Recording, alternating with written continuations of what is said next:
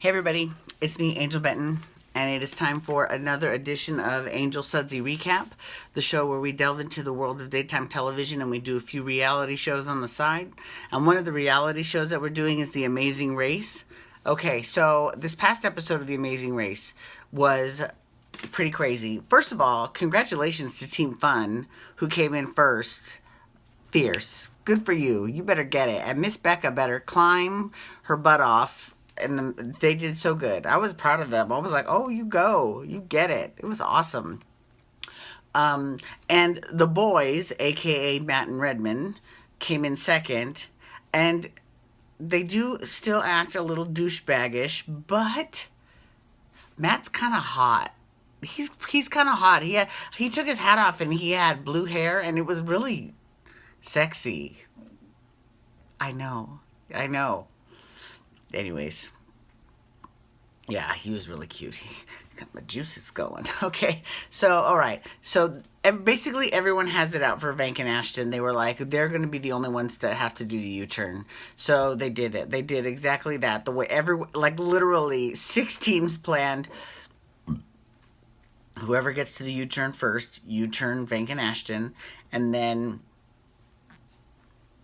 you can U-turn them, whoever U-turn them, and then burn that second U-turn. So they're the only ones that have to do it, and they have to go home. Well, it worked, because that's exactly what happened. I mean, I felt bad for Seth and Olive because they didn't really do anything except do well in the competition to really warrant that. Vank and Ashton had their moments where they weren't getting along that great. But speaking of not getting along that great, which is, again, a byproduct of a horrible gimmick for this season with strangers, some people gel and some people don't. Vank and Ashton, it took them a long time to gel, but just when they were finally getting it, bye. Don't forget to write. So here are some teams that are still struggling with communication, right? Scott and Brooke, aka Team Will and Grace. Actually, a little birdie told me that one of my friends has hooked up with Scott, and they have a hard time because he's not that likable on the show. Now, I don't think he's.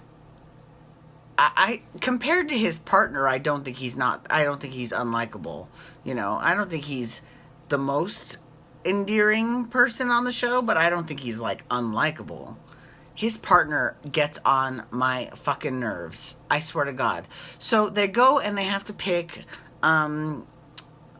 is it a detour or a roadblock? I don't know. It's one of those two where you got to pick one person to do something. And she's like, I want to climb. I don't care what it is. I need to climb it. So he's like, okay, girl, go for it.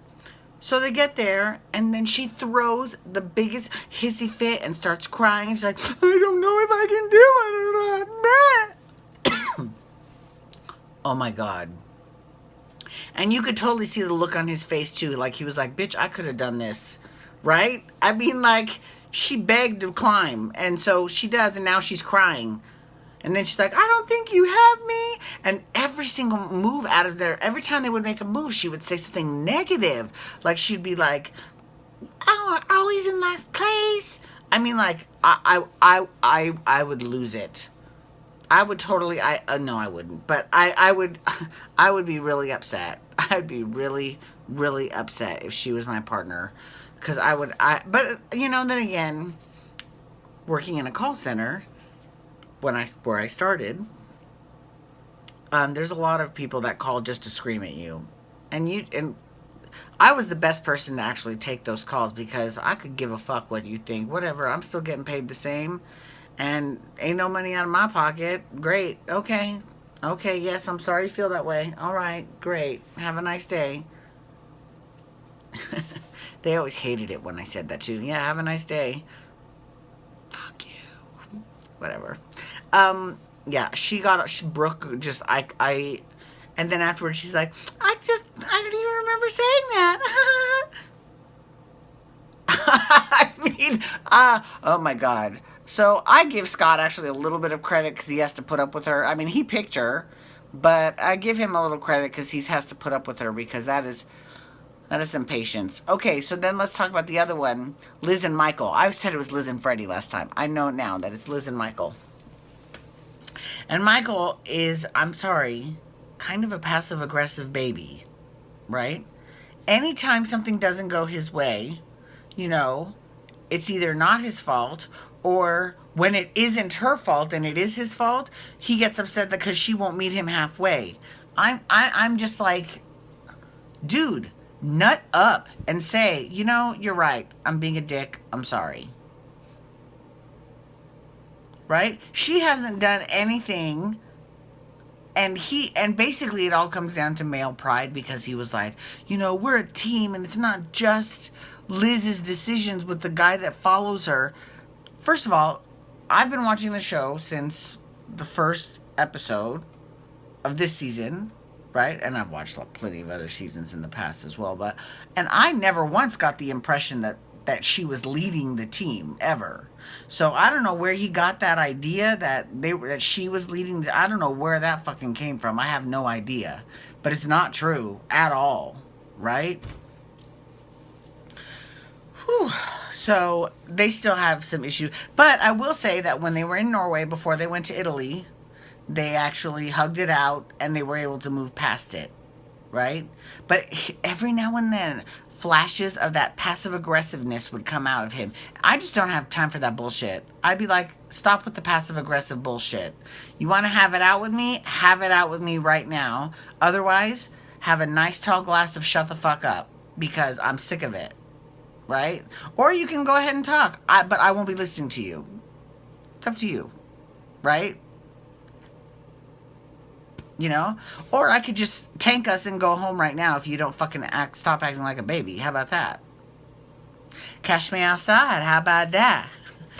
I'm sorry. I know I'm the last person on earth to say that. But I would never say that. But it's the one time I had the opportunity. Anyways, so they started off in Norway, and then they went to Italy. And in Italy, they had to get on this trolley car, which was a moving restaurant. Brilliant idea. And it went around in a circle around the city. And they had to find 3 restaurant signs with the flag colors on them. And then they had to recite those colors. I'm sorry, those names that were on the signs to some guy at the end. And no one got it right on the first time. I don't think anybody did. I think they all had to go more than once. But yeah, so, and you know, eventually throughout the competition, London and Logan were able to catch up and come in 6th. And so they came in 6th, just edging out Van. Well, I don't know about just edging out. I mean, they had to do a whole nother detour before, you know, they could get to the finish line. But you know what? I will give Van Ashton credit, because they got to the detour before Phil had to show up and say, yeah, you know what? They're closing up, so sorry, you got to go home. Right? Because he did that to Sarah and Shamir. I was like, I was so glad they were gone. They were the worst when it came to communicating. I mean, I swear, if I had to hear about his balls one more time, I would. Because did I hear about that from any of the other guys that had to do that? No, because they all know what it's like to wear a harness. They're like, whatever. You know, yeah, my balls are going to hurt for a while. Big deal. Unless this kid's got, like, elephantitis. Who gives a shit? Who cares? Anyways, so then they showed preview clips of next week's episode, and they showed preview clips where apparently there's friction between Liz and Michael and London and Logan, and I think London's the girl and Logan's the boy. I'm still not 100% sure on that. They just call them Team Lolo, which it's cute. It's cute, right? Apparently there's friction though between Liz and Michael. Who's at fault? I won't know until next week. But I guarantee you that, you know, I doubt that Liz and Michael, just from what I've seen thus far, are probably that innocent. Not having anything to do with Liz, though. Sorry. I'm just got to call it as I see it. Anyways, I do want to say thank you so much for logging on today. Please feel free to follow me on Twitter and Instagram, as the hits will keep coming in terms of the Daytime Emmys. I'm so excited. I'll still keep posting pictures because I still got a few more to post. And I want to shout out all my Instagram followers because I hardly ever post on Instagram, and I have just been flooding that shit with the daytime Emmy, so I'm excited about that. You can subscribe to me on the YouTube, and you can also hashtag Amazing Race to talk the Amazing Race with me, or you can hashtag Bold and Beautiful to talk Bold and Beautiful. All right, everyone, have a wonderful night. Peace out. Wubba, wubba, wubba.